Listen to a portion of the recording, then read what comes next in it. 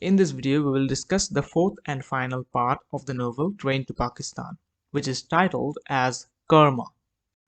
All the morning, people sat in their houses, seeing Mulli and his gang evacuating the Muslim properties. A shepherd boy came with the news that the river has risen, but no one paid attention to that. Eventually, the Lambardar went to see it for himself. At night, a dead cow, with its belly bloated like a massive barrel, hit the bridge. It looked as if some village has been swept away by flood. The river had risen farther, and it carried carts with bloated carcasses of bulls, horses, and even some men and women with their clothes on their bodies. More bodies started coming.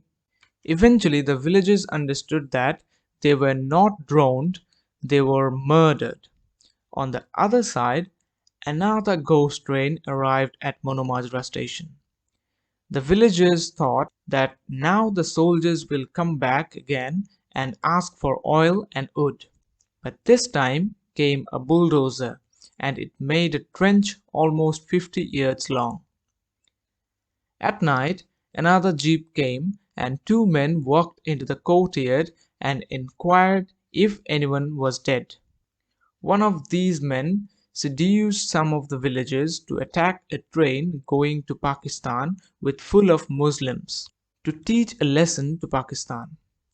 He motivated them by saying that for each Hindu and Sikh they will kill two. Meet Singh said that the train will be carrying Mano Majra Muslims as well. But the strange man said, "It doesn't matter. What matters is that they are Muslims."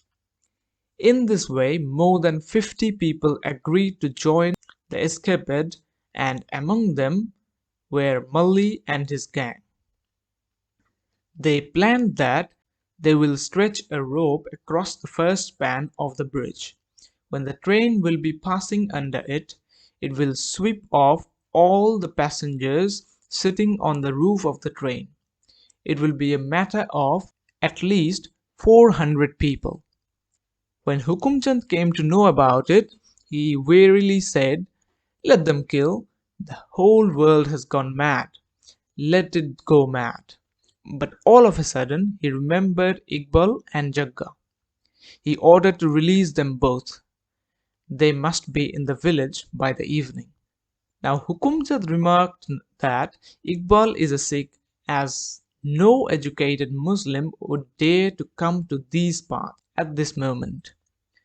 Before sending them back to Mano Majra, the sub-inspector warned Jagga and Iqbal that they will find a big change in Mano Majra, as all the Muslims are gone. Etonga took Iqbal and Jagga and left for Mano Majra in the afternoon. Jagga thought Nura would be hiding somewhere in the fields or would have come to his mother. When reached, Iqbal visited Meet Singh. He wanted to know what is happening. Meet Singh told everything to Iqbal. Sometimes after, Jagga came and pleaded Meet Singh to read a verse for him. After the prayer, when he was getting out, he saw light in Iqbal's room. He said, "Sat Sri Akal Bapuji," and went out.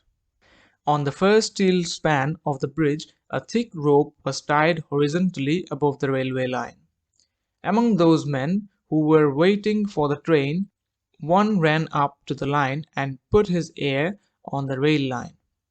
The leader cried, "Come back, you fool! If the train comes with a fast speed, it might cut people in two pieces like a knife, like cucumbers." A man stretched himself on the rope. He was a big man. He was slashing the rope.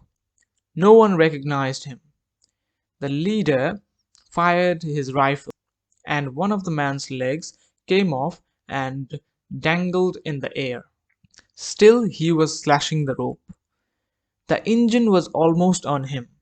There was a volley of shots. The man shivered and collapsed. The rope snapped in the center as he fell, and the train went on to Pakistan. No doubt that man who was slashing the ropes was Jagat Singh.